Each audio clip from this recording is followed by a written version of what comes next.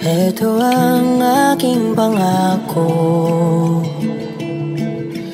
pag-ibig na di maglalaho. To be patient, to be kind and to be true, to love and to be loved by you.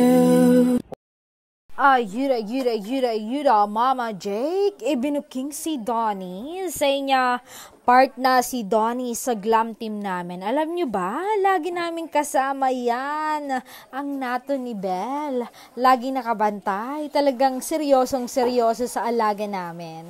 Hindi nga niya pinapabayaan yan eh. Todo alaga siya. Napakaswerte ni Belle sa kanya. Ibang-iba siya sa iba. Ay, sana magkatuluyan sila.